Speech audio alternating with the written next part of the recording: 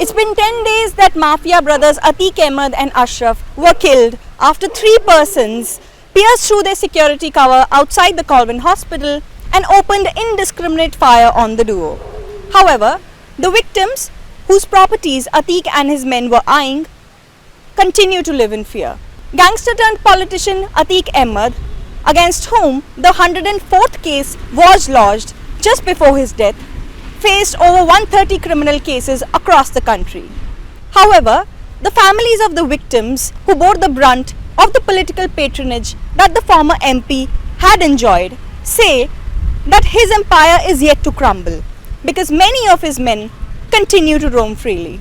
Even as Atiq Ahmed's killing has evoked mixed reactions from some corners, families of the victims whose properties their gang had been eyeing continue to live in fear.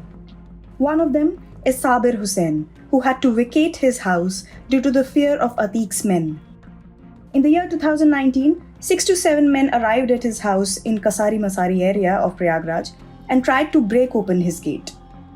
Double murder हुआ था, उसी मुकदमे में सब लोगों को फंसाया गया था और उसमें जिस तरीके से फंसाया, फिर बाद में कुछ पुलिस की जांच भी हुई। तो पुलिस की जब जांच हुई तो उस जांच में 7 लोग जो मेरे घर में 2 भाई और सारे लोगों को फंसाया गया था, 5 लोग और थे, तो उनको क्लीन चिट भी मिली थी।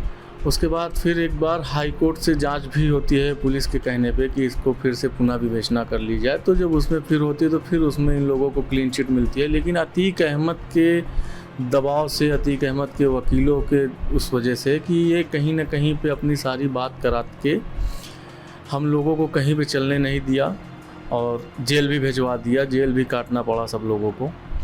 उसके बाद काफ़ी टाइम के बाद अभी 2019 में हम आपको बताएं कि 14 में तो जो इन लोगों ने किया, 14 से लगातार 2019 तक तो अक्सर मुझे टॉर्चर किया गया। मेरे घर पे भी पहुँचे, मैं वो कुछ CCTV कैमरे की फुटेज भी है, वो हम आपको दे देंगे। हाँ, इन लोगों को सूचना थी कि हम अपने भाई के घर पे पहुँचे, लेकिन हम बस 10 मिनट पहले निकले, लेकिन ये गेट वोट तोड़ रहे थे। अगर गेट तोड़ लेते तो शायद घर के अंदर फैमिली थी, उनके साथ बदतमीजी करते। बहरहाल गेट तो नहीं तोड़ पाए। कैमरे में सारी रिकॉर्डिंग है इन लोगों की, उसमें नामी नाम का एक शख्स है। उस टाइम अतीक अहमद का लड़का भी गाड़ी के अंदर बैठा हुआ था। अच्छा, उस दिन की हम आपको घटना बताएं मैम कि हम जब वहाँ से निकल गए तो वहाँ से करीब 200 मीटर दूरी पे मेरा एक घर और है जहाँ पे मेरी माँ रहती हैं। मेरे पापा भी एक्सपायर कर गए, तो मेरी माँ वहाँ रहती हैं। वहाँ पे ये लोग अचानक से पहुँचते हैं और जिस तरीके से वहाँ गाली गुप्ता, बदतमीजी से बात करना, वो डायरेक्टली फायर किया और ये कहिए कि मेरी माँ बारजे पे थी। जब देखा उन्होंने ऊपर से तो ये फायरिंग करना शुरू कर दी। मेरी माँ बैठ गई, उनको गोली नहीं लगी, नहीं तो उस टाइम शायद हो सकता है मेरी माँ को भी गोली लग जाती। ये कहाँ की घटना है? ये कसारी मसारी की ही घटना है। जिस घर पे ये लोग आए थे 3 गाड़ी से, उसी के बाद बस 10 से मान लीजिए 5 मिनट के बाद ये पहुँच गए फिर वहाँ दूसरे घर पे। इनको ये पता चला कि हम वहाँ पे, लेकिन हम वहाँ से फिर भाग के आ गए थे अपने घर पे। ये वहाँ पे फायरिंग किए, उस फायरिंग का जो है पूरा निशान आज भी पड़ा हुआ है। उसमें FIR भी हमारे बड़े भाई ने कराई थी, लेकिन उस टाइम हम डर के मारे थाने भी नहीं गए, अपनी जान बचाने के चक्कर में हम हट गए, क्योंकि मेरे भाई के घर पे भी तोड़फोड़ इन लोगों ने काफ़ी किया था। Retired police officers who have served in Prayagraj for years say that when Atiq and Ashraf used to be in jail, it was the men of their well-organized gang who would extort money from property owners. तो ये अकेले तो कर नहीं सकते थे, इन्होंने अपना एक गैंग खड़ा किया, एक पूरा सिस्टम खड़ा किया जिसमें हार्डकोर मेंबर, कैजुअल मेंबर और सारे और सपोर्टर्स और इनको पनाह देने वाले, इनकी और तरीके से मदद करने वाले। तो अब ये जब अपराधी अपने तो अपराध कार्यों से धन कमाता ही है, तो उसको अपने गैंग मेंबर को भी देता है, जिससे कि वो उसके साथ जुड़े रहें, क्योंकि एक गैंग में जुड़े रहने के कई कारण होते हैं। उसका अपना स्वार्थ होता है, अपनी रंजिश होती है, आगे बढ़ने की तमन्ना होती है, तमाम चीज़ें होती है। वो भी अपने आका से भी आगे निकलना चाहता है और यही कारण होता है कि आगे चल कर के उसी में आपस में ही टकराहट होती है और छोटा बड़े को मार डालता है। उसकी हत्या तमाम ऐसा देखा गया है कि गैंग में जो है वो सरदार को ही उसके जो है मेंबर ने मार दिया। अब ये तो अतीक और अशरफ अपने और अपने लोगों के लिए संपत्ति का अर्जन भिन्न भिन्न माध्यम से करते थे, लेकिन अपने गैंग के लोगों का भी पोषण करते थे, उनके नाम भी ज़मीन आदि करते थे, उनसे करवाते थे, उनको दिलवाते थे, जिससे कि उनका भी भरण पोषण और उनका भी वर्चस्व बना रहे। रही बात आपने पूछा जब वो जेल में, तो जेल में जाने के बाद निश्चित रूप से उनके गैंग का ऑपरेशन, उनके अवैध कार्यों का ऑपरेशन, उनके जो सहयोगी थे वो करते थे, उनके जो बड़े विश्वास पात्र लोग थे वो करते थे, उसका संचालन करते थे। आखिर उनके उनके जेल में जाते ही उनकी संपत्तियां तो कहीं चली नहीं गई, जो पुलिस ने पहले गैंगस्टर एक्ट के अंतर्गत या और तरीके से जो अटैच किया था, लेकिन वो भी बाद में छूट छाट गई। लेकिन तो ये सब सारा संचालन चलता रहा, गैंग का संचालन और उनकी आर्थिक गतिविधियों का भी संचालन और उनके अन्य कार्यों का भी संचालन इनके गैंग के मेंबर, इनके विश्वस्त लोग करते रहे। और उसमें जो इनके परिवार के लोग बचे थे, जो है जिनके खिलाफ कार्रवाई नहीं हुई थी या जिनके खिलाफ अपराध नहीं बना था, वो लोग उसमें नज़दीक से उसको देखते रहे। Not just members of Atik's gang, but many others, including lawyers, allegedly tried to take advantage of the names of Atik and Ashraf and tried to usurp properties from their owners at a meager amount, says current MLA from Chail constituency, Pooja Pal. जैसा इन लोगों ने अपने दूसरे लोगों के साथ किए थे, उसी तरह से जब सन 2007 से जब अतीक अहमद का डाउनफॉल होने लगा, और सबसे बड़ा रीज़न ये भी रहा कि इनको उसके बाद कोई पद नहीं मिला, और जब डाउनफॉल होने लगे और हम लोगों ने अपना जो एक कानूनन प्रक्रिया से जो हम लोग लड़ सकते थे वो जारी रखा, और जो इनके जो काले धन का जो काले पैसे हैं या इनके जो नाजायज़ जो कमाई थी, जो भी चीज़ें थी जो हम लोग से हो सकती थी, तो वो भी हम लोग ने लिखा पढ़ी करने का काम किया। तो ये मैंने देखा कि जब अतीक अहमद राजू पाल जी के मर्डर से जब अतीक अहमद जेल में रहने लगे ज़्यादातर, तो उसके बाद ये मेरा खुद का अनुभव है कि इनके गुर्गे ही उल्टा इनके ही ज़मीन को कब्जा करने लगे, और जो इनके कहने पर तुरंत पैसा भिजवा देते थे या जो एक अच्छा खासा मोटा रकम इनको मिलता था, वो कहीं ना कहीं जेल में रहने की वजह से इनके लोग खुद मार के बैठने लगे। तो ये भी एक दौर इनका आया। और कुछ काफ़ी लंबी लिस्ट है आपके? जी बिल्कुल। इसी दौर में मैंने देखा कि जब, क्योंकि अतीक अहमद का तो समय दौर ही ऐसा रहा है कि जब वो बने तो डर से डरवा करके, तो पहले वाला स्टाइल रहा होगा कि नहीं ऐसा करो ऐसे होगा, मगर अब क्या दौर बदला और धीरे धीरे चीज़ें कमज़ोर हुई इनकी। तो स्टाइल तो उनका वही था, मगर जब ज़मीन बदल गई है, जब चीज़ें बदल गई, तो वो दौर तो रहेगा नहीं। अब लोग सयाने हो गए थे, तो आप जब धमकी सटकी दे रहे हो, जब देख रहे हैं कि भाई लड़ने से हम बच सकते हैं, तो FIR का दौर चालू हो गया। फिर जब ये धमकी सटकी दे रहे हैं तो इनकी बातों को रिकॉर्ड की जाती हैं, और इसी तरह रिकॉर्ड करते करते इनके लोगों ने ही इनका पैसा मारा और इनके ऊपर मुकदमा लिखवाया, और कहीं ना कहीं जो इन्होंने ही पाला पोसा जो इनके गुर्गे थे, इन्हीं के ऊपर हावी होने लगे। और आज के डेट में अभी मैं इंटरव्यू में देख रही थी कल रात को कि एक राजरूपपुर की एक महिला है, कोई शुक्ला है, तो मैं उस महिला से एकदम मतलब कि मैं उनकी बातों को एकदम सही मानूंगी कि जो आज उनके गुर्गे हैं, तो मुझे लगता है कि आज के डेट में अतीक अहमद की उनकी ज़रूरत ही नहीं थी। आज उनके गुर्गे इतने खुद अपने में पावरफुल हो चुके हैं, इतना पैसा उन लोगों के पास खुद आ चुका है। जैसे आबिद हैं, फरहान हैं, जावेद हैं, जैद हैं, उसी में से गुड्डू मुस्लिम हैं, जो यहाँ से हट के सब बाहर बिजनेस करने लगे। यहाँ तो कर ही रहे हैं अभी भी, मगर लखनऊ है, बहराइच है, और भी बहुत सी जगह काम अपना वहाँ पे स्टार्ट किए हुए हैं। Shweta Sharma, whose family owns a property on Nurullah Road in Kareli area, alleges that two persons identified as Ranvijay Singh and Muhammad Asif took possession of a family's property worth rupees 2.5 crores for a meager rupees 20 lakhs. सबसे पहले ये broker बन के मिले, मेरे ख्याल से कुछ दिनों से ये रेकी कर रहे थे, जगह को देख रहे थे। उसके बाद एक दिन आके वो पूछे कि क्या आप अपने ज़मीन को बेचना चाहते हैं, यानी घर को। तो हम लोग बोले हाँ बेचना तो था, बताइए। तो बोले कि हम लोग ख़रीदना चाह रहे हैं, आप क्या वैल्यू सोच रहे हैं। तो मैं बताइए इसकी मार्केट वैल्यू आप निकाल के देखेंगे तो लगभग 2.5 करोड़ के आसपास आएगी, 2 में दे देंगे हम लोग। और उसके बाद वो बोला कि ठीक है अपन बाद में आके मिलते हैं। 2-3 दिन बाद मेरा रायपुर जाना हो गया और उसके बाद में ये लगातार मेरे हस्बैंड से मिलने लग गए और बार बार पूछते कि क्या करना है, प्रॉपर्टी का क्या करना है। तो वो बोले कि मेरी वाइफ देखेंगे, मैं ये सब चीज़ों के बारे में ज़्यादा जानकारी नहीं रखता हूँ करके। तो बोला कि ठीक है 180 में आप लोग दे दो, बात कर लो। तो बोले कि नहीं मैं अपने से कैसे बात कर लूँगा, मेरी वाइफ यहाँ पे नहीं है, बार बार बता रहा हूँ करके। तो फिर ये मेरे को एक बार कॉल भी किए और पूछे कि 180 में बोल रहा है, क्या करना है इसका। मैं इनको बोली कि अभी मैं वहाँ काम पे हूँ, अब मेरे को क्या डिस्टर्ब कर रहा हूँ, वहाँ पे आएंगे तब देखेंगे आराम से। कोई हम लोग का ऐसे कोई नहीं है कि हम लोग अभी बेचें ही ज़रूरी है, कि हम लोग को इतना गरज है। ये सारी बातें हुई। उसके बाद में अचानक से एक दिन आया मॉर्निंग के टाइम में। उसके बाद में उस टाइम था मोहम्मद आसिफ था और रणविजय सिंह था और 3-4 लोग थे। उसके बाद में इस पूरे घर का इन लोग से चलते हैं, पहले तो डराए धमकाए कि हम लोग अतीक के आदमी हैं, तुम्हारी बीवी पे हमारी नज़र है, उठा लेंगे, मरवा देंगे। उसके बाद में जब इन लोग डर गए तो पूरे घर का पहले वीडियो बनाए कि हम लोग कब्जा यानी हैंडओवर दे रहे हैं ऐसा। उसके बाद जब कब्जा हैंडओवर का वीडियो बना लिए फिर इन लोग को लेके गए कचहरी।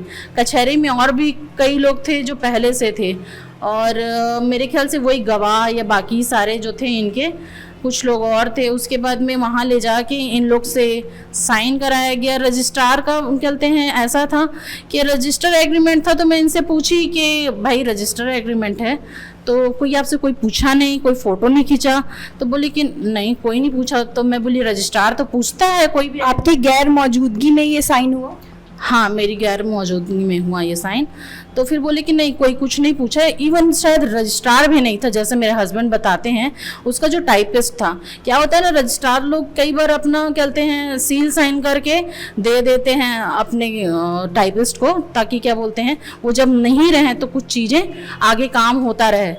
अब क्या हुआ वो सारी चीज़ें तो मैं नहीं जानती, पर मैं 1 महीने बाद जब आई तो देखी मेरे हस्बैंड काफ़ी डरे हुए थे, क्योंकि मैं जब पूछी कि सामने कब्जा किस चीज़ का है, क्यों इन लोग कब्जा किए, ये तो वही आदमी है जो ब्रोकर बन के आया था करके। कब कब्जा हो गया था? ये शायद अक्टूबर के बाद में ही कब्जा हो गया था, 6 अक्टूबर के बाद। और मैं आई नवंबर में अपने हस्बैंड से पूछी तो फिर कई दिन तक वो ये बता नहीं रहे थे। फिर ऐसा हुआ कि मैं गुस्सा करने लगी कि अब औरत लोग का तो जानते ही हैं आप, गुस्सा करने लगी। तो फिर बोले कि इन लोग ना कहते हैं हम लोग को कहीं लेके गए थे, वहाँ साइन वाइन कराए हैं। उसके बाद ना कोई आदमी आया था और उसके बाद में इन लोग दुकान खाली करा के कब्जा ले लिए। अब मेरे को चीज़ें थोड़ी समझ में नहीं आई। एक चीज़ होती है जो रजिस्ट्री होती है, एक एग्रीमेंट होता है, मेरे को जितनी जानकारी थी। अब मैं कहते हैं जो एग्रीमेंट है उसकी कॉपी होगी, कुछ होगी। तो जब इनको यही नहीं पता कि एग्रीमेंट हुआ है कि रजिस्ट्री हुई है तो कॉपी होना तो बहुत दूर की बात। फिर मैं ना तहसील वहसील में पता लगाई, लेकिन ना चीज़ें कुछ समझ में नहीं आ रही थी, पता भी नहीं चल रही थी। 1 महीने बाद में वो मैं कॉपी निकाल पाई। जब मैं देखी कि पूरे 20 लाख में घर लिखवा चुके हैं तो मेरा तो दिमाग हिल गया कि भाई 2.5 करोड़ की प्रॉपर्टी 20 लाख में कैसे लिखवा लिए।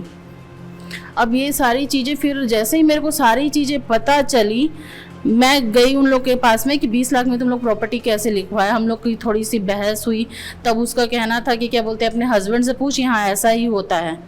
उसके बाद मैं बोली ऐसा कैसे होता है भाई, हम अपने साथ तो ऐसा नहीं होने देंगे। तब उसका कहना था कि छत्तीसगढ़ से आई है, यूपी में दफन होगी, ज़्यादा बात मत कर करके। Shweta alleges that her FIR was lodged only after she approached the media in the aftermath of the Umesh Pal murder. ये सारी चीज़ें हो गई। फिर मैं अपनी कोशिश करती रही। फरवरी में सफदर अली का जब मकान टूटा तब मेरे को मीडिया के जाने का पता चला। जब मीडिया के पास में मैं गई और उनसे मदद मांगी तब मेरी FIR हुई। FIR भी नहीं हो रही थी मेरी। Retired IPS officer Lalji Shukla recounts how political patronage helped Ateek bypass judicial scrutiny. He says that it was under the Mayawati rule when action first started against Ateek's gang. जब इन पर कार्यवाही शुरू हुई तो कार्यवाही का आधार भी इनके द्वारा किए गए आपराधिक कृत्य ही रहे। आपको मैं पहले बता चुका हूँ 96 के मर्डर में हुआ, फिर उसके बाद ये और कुछ कार्य किए, ज़मीनों पर कब्जा करने का प्रयास किए, तो उसमें कार्रवाई हुई। फिर बीच में जब भी इनके द्वारा गलत, उस समय इनके गलत कार्य अगर सामने आए तो उस पर कार्रवाई हुई। लेकिन एक रेगुलर कार्यवाही जो है, जब ये करीब करीब जेल में ही रहे, 2001 में जो है फरवरी में एक अशफाक सभासद कुन्नू के मामले में जेल गए। एक और प्रकरण इन्होंने जनवरी 2001 में ही एक जावेद इकबाल पर हमला करवाया था, जिसमें जावेद का गनर मारा गया था, वो सब जेल गए।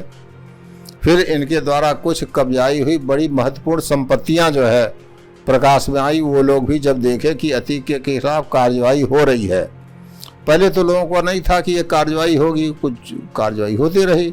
जब देखा कि ये लगातार इस पर कड़ी कार्रवाई हो रही है, मतलब एकदम विधि सम्मत कार्रवाई हो रही है, तो लोगों ने अभियोग दर्ज कराया।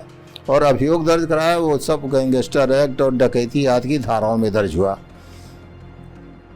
फिर उनकी संपत्तियां भी छुड़ाई गई, उनको फिर रिस्टोर कराया गया। उन पर कई गैंगस्टर एक्ट के मामले लगे, तो जेल में रहे। चुनाव के वक्त जब 2002 में चुनाव आया तो अपना जे के प्रकार मैनेज करके अब उसमें माननीय न्यायालय के सामने जो तथ्य लाए गए अपना वो सब छूटे। फिर हुआ उसके बाद फिर ये उसी सूरजकली का एक प्रकरण आया कि उसमें इनको फिर जेल भेजा गया गिरफ्तार करके, उसमें गैंगस्टर लगा। उसके बाद तमाम अनेकानेक मामले आते गए। उसमें सुश्री मायावती जी की सरकार आ गई थी, फिर कई मामले पंजीकृत हुए। फिर अंत में इन्होंने अपने ऊपर ही स्वरचित बम कांड करा लिया। ये कब हुआ सर, ये थोड़ा बताइए। ये 7 अगस्त 2002 को हुआ था। ये कचहरी में यही जनपद न्यायालय इलाहाबाद में पेशी के लिए लाए गए थे, न्यायालय के द्वारा समन किए गए थे, कस्टडी में लाए गए थे। तो ये उसमें इन पर कार्यवाहियाँ इतनी सुनियोजित तरीके से विधि सम्मत हो रही थी कि ये अपने को राहत नहीं पा रहे थे। तो इन्होंने सोचा कि पुलिस को बैकफुट पर लाने के लिए अपने ऊपर कुछ जो है हमला करा लिया जा। उसमें इन्हीं की भागीदारी थी, अपने ही लोगों से क्या करवाया गया? नहीं, उसमें भागीदारी ये थी कि एक इखलाक आदमी था, नाम का आदमी था, उसको इन्होंने फोड़ा। इखलाक के भाई अख्तर पर इन्होंने अप्रैल 1995 में इसी कचहरी में अपने लोगों द्वारा पुलिस कस्टडी में हमला करवाया था, जिसमें अख्तर मारा गया था। और पुलिस ने जो है आत्मरक्षार्थ फायर किया था, जिसमें 1 या 2 अपराधी जो मारने आए थे, जिन्होंने अटैक किया था, वो मारे गए थे। उसमें भी इन पर मुकदमा ये षड्यंत्र में प्रकाश में आए थे।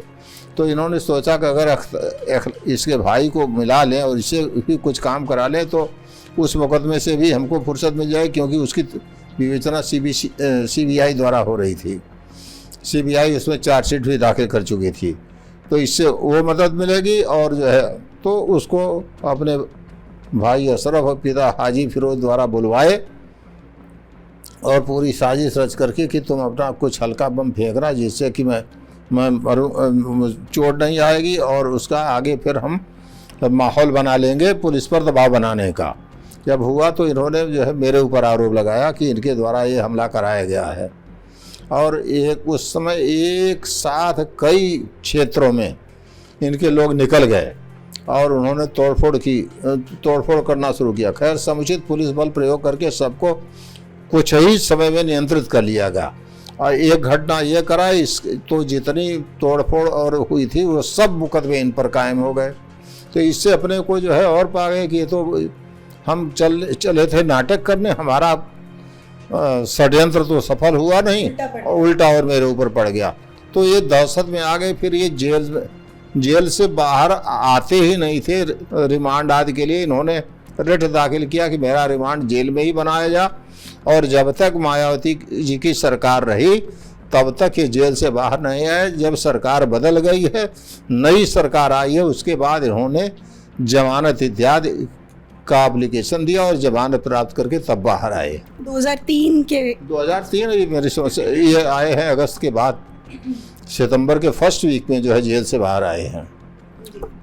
एग्जैक्ट डेट याद नहीं है, लेकिन 29, जहाँ तक मुझे याद है 29 अगस्त 2003 को माननीय श्री मुलायम सिंह जी ने मुख्यमंत्री पद की शपथ ली थी। उसी दिन शपथ लेने के बाद इलाहाबाद यूनिवर्सिटी में आए थे। उसके बाद ही इन्होंने मैंने जब 2-4 दिन, 1 सप्ताह के अंदर बेल एप्लीकेशन दाखिल किया और जो है अनुकूल अपना जो है कार्यवाही करा करके जमानत प्राप्त कर लिया और जेल से बाहर आए। Senior advocate Gopal Chaturvedi says that a failure of judicial system coupled with state connivance ensured that despite a century of cases against Atiq, only one reached a logical end. So, what happens to these cases now? They have a lot of co-accused persons also. Will they continue? Will trial continue? What's in their future? Atiq Ahmed and Ashraf are dead, but all the other co-accused in all the cases, they will all be tried. There is no bar to their trial. Whether they are prosecuted or they are not prosecuted, it is for the state. Because after these two, those cases, in my opinion, have become virtually lifeless. Nevertheless, legally speaking, the prosecutions must reach a logical conclusion, and the prosecution will continue. So, while there have been a lot of complaints and a lot of FIRs, 104 in Prayagraj itself against Atiq Ahmed, around 50 against Ashraf, but there were a lot of cases in which Atiq Ahmed at least was not convicted, never convicted. Many didn't see the light of the day, and many others were scrapped. We were told that there were some 100 of cases which were scrapped altogether against Atiq. What was the reason for that? Not being convicted, I don't think any trial of Atiq Ahmed reached a logical end, excepting maybe a recent one, if at all, in which for the abduction of Umesh Pal. But otherwise, I don't remember a single case in which a trial reached a logical end. This is a complete failure of the judiciary and of the administration. It has nothing to do with Atiq Ahmed. It is a complete failure of our judiciary and a complete connivance and failure of the administration. Otherwise, there is no reason why those trials, when they were 5 in number or 6 in number or 7 in number, they were not prosecuted, they were not continued, and whether acquitted or convicted is a different matter, but they should have been completed. So this is our system is the criminal system of criminal justice, at least in Uttar Pradesh, is completely, I should say, ruined by sheer delay. Right. So also, the biggest complaint that we could, hear from the victims used to be that they were pressurized not to testify against Atiq. Do you think that was also a very big reason for that? No, but nevertheless, the trial should have been completed. Those witnesses should have come in court and denied the prosecution case.